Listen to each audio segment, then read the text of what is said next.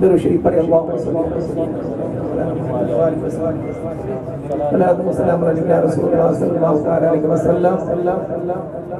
अल्हम्दुलिल्लाह हमारी 5वीं महफिल मुकम्मल हुई और हंस के मामूल के मुताबिक 5 मिनट कुछ नसीहत होंगी और इंशाअल्लाह उसके बाद इफ्तिखारुल उलमा हज़रत अल्लामा मौलाना इब्राहिम रज़ा साहब की दुआ फरमाएंगे।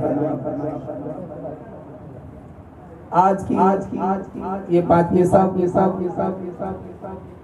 शहंशाह शौराश हज़रत सैयदना अबुल मशाइख मोहम्मद अब्दुल्ला इनका नाम है, अल मारूफ ख्वाजा महकूमुद्दीन सेरानी रहमतुल्लाह ताला अलैह, जिनकी मजार मुक़द्दस गुजरात के सौराष्ट्र के शहर दोहरा के अंदर भी हैं और पाकिस्तान के समरकंद में भी है। आपकी 2 मज़ार मुक़द्दसा हैं और उसकी तारीख आप लोग बहुत मर्तबा सुनते हैं, पढ़ते हैं। ख्वाजा महकूमुद्दीन सेरानी रहमतुल्लाह ताला अलैह के आज उर्से खास की रात है।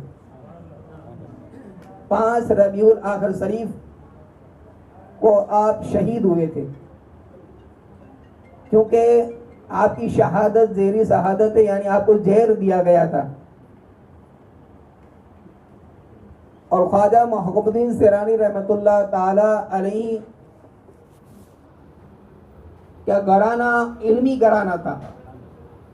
आपके वालिद भी हाफिज कुरान थे, आपकी वालिदा माजिदा भी हाफिजा कुरान थी, आपके दादा भी हाफिज कुरान थे और आपके 3 चचा भी हाफिज कुरान थे और आपके सब भाई भी हाफिज कुरान थे, यानी इल्मी घराने में आप तवल्लुद हुए थे।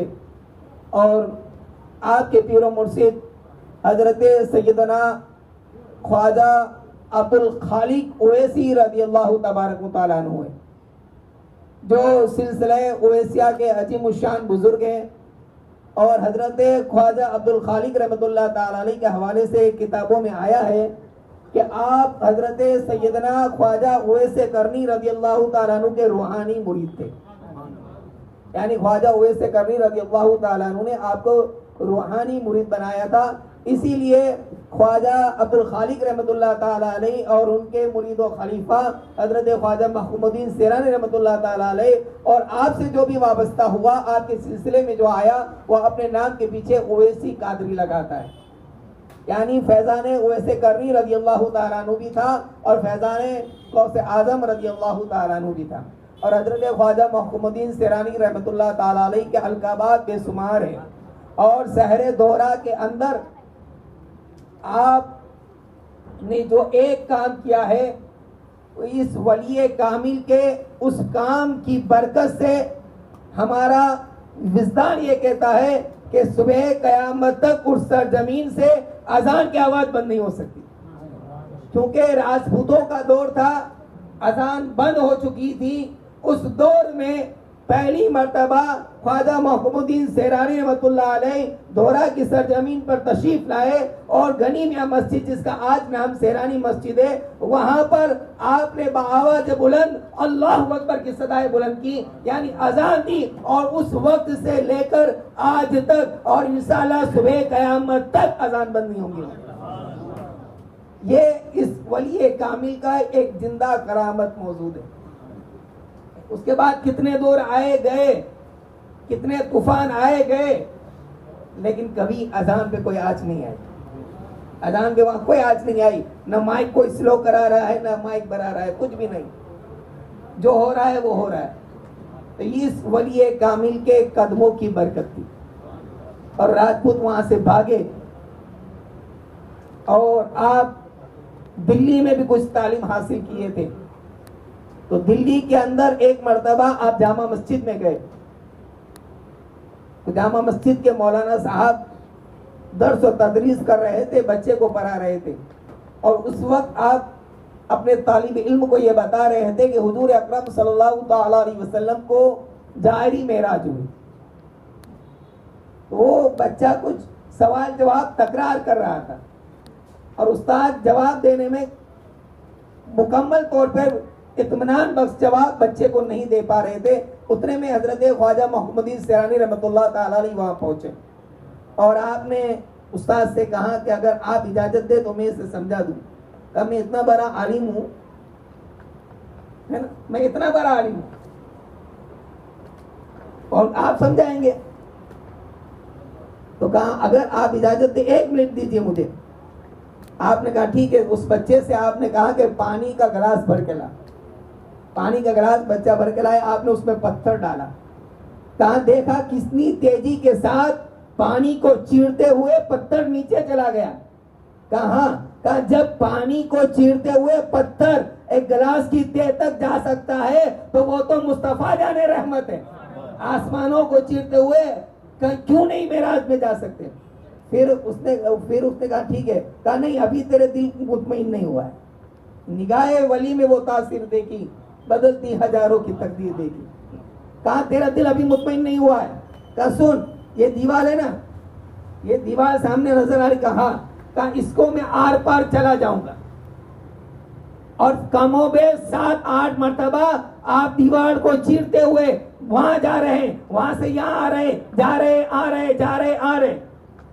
कहा मेरे जैसा अदना मुस्तफा का गुलाम जो बगैर दीवार को तोड़े हुए चीर कर इधर भी जा रहा है उधर भी आ रहा है तो मुस्तफा जाने रहमत सल्लल्लाहु ताला अलैहि वसल्लम की शान क्या होंगी। वो तो मुजम्मिल और मुदस्सिर वाले आका है, वो तो वद्दुहा वाले आका है। उनकी शान क्या है, वो तो वरफाना लगा जिक्र है।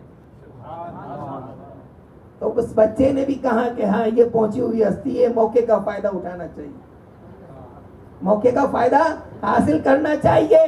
कहा हजरत आप तो इधर से उधर पार करके चीर कर दीवार को जा रहे हैं, क्या मुझे भी करवा सकते हैं, क्या मुझे भी करवा सकते हैं। कहा हाँ, हाथ पकड़ा और दामन में आया तो ये भी इधर से उधर जा रहा है, उधर से इधर आ रहा है, इधर से उधर जा रहा है। कहा हजरत मेराज भी समझ गया और आपकी करामत भी समझ गया।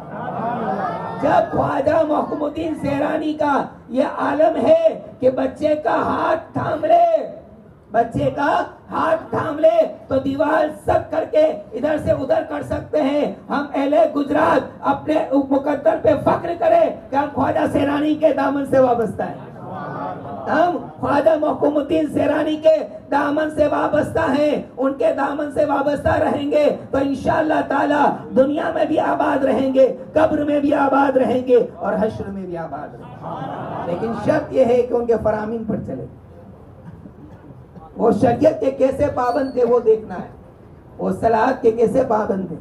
उन्होंने तो अजान को आगाज करा दिया, क्या हम उस अजान पे लब्बैक कहते हुए नमाज की पाबंदी कर रहे हैं?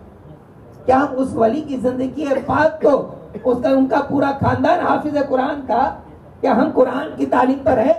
उन्होंने अपनी जिंदगी को पूरा सफर में गुजारा, इसीलिए आपका लक़ब है सैरानी। पूरा सफर, पूरी जिंदगी आपने सफर ही में गुजारी और सफर किस लिए किया? मुस्तफा की शरीयत को फैलाने के लिए, कुरान की तालीम को आम करने के लिए आप जगह ब जगह सफर करते रहे। और आपकी तारीख में यह भी आया है कि आपने शादी नहीं, शरीयत मुतहरा के फैलाने के लिए आपने अपनी जिंदगी को वक्फ कर दिया और आपने अपने भाई के मजले बेटे को अपना जानशीन बनाया। और आपकी शहादत के बाद आपके खिलाफत का जो अमामा था उसी आपके भतीजे के सर पे रखा गया और आप जिस लिबास में शहीद हुए थे वो जेर वाला लिबास भी आपके भतीजे को पहनाया गया। बअल मुख्तसर बताना यह है कि हम औलिया किराम के मानने वाले हैं तो गौसे आजम रज़ियल्लाहु ताला अन्हु, करीब नवाज रज़ियल्लाहु ताला अन्हु या ख्वाजा मोहम्मदीन सैरानी रहमतुल्लाह ताला अलैह, जितने भी आपको औलिया किराम दिखेंगे वो शरीयत के पाबंद दिखेंगे, शरीयत के पाबंद दिखेंगे। और तरीकत वाले भी थे, शरीयत वाले पहले थे। तो हम अगर उनकी मोहब्बत का दावा करते हैं तो हमें भी चाहिए कि मोहब्बत के दावे के साथ साथ उनकी जिंदगी किस तरह गुजारी थी हमें भी उस तरह अपनी जिंदगी को गुजारना चाहिए। नमाजों की मैं हर रोज पहले दिन की महफिल से हमेशा यही कहता रहता हूँ कि आपने परसों शायद ये कहा था गालिबन कि ये जो महफिल है वो नफल है, आप अगर यहाँ नहीं आएंगे तो आपको इसका कोई सवाल का जवाब नहीं देना है अल्लाह की बारगाह। आज सुबह आपको अब्दुल वाहिद भाई ने पूछा, आपने कोई बहाना कर दिया, अलग बात है नहीं आने का, लेकिन रब की बारगाह में इस महफिल की कोई पकड़ नहीं है। लेकिन अगर आप बगैर इशा के आए और सुबह फजर भी गायब है तो यहाँ आना कोई काम का नहीं रहेगा। खुली बात कर रहा हूं मैं, कोई काम का नहीं रहेगा। पहले नमाजों की पाबंदी कीजिए, उसके बाद सुन्नतों की पाबंदी और नवाफिल की कसरत कीजिए। अल्लाह तबारक व तआला हमें सरकार सैयदना गौसे आजम रज़ियल्लाहु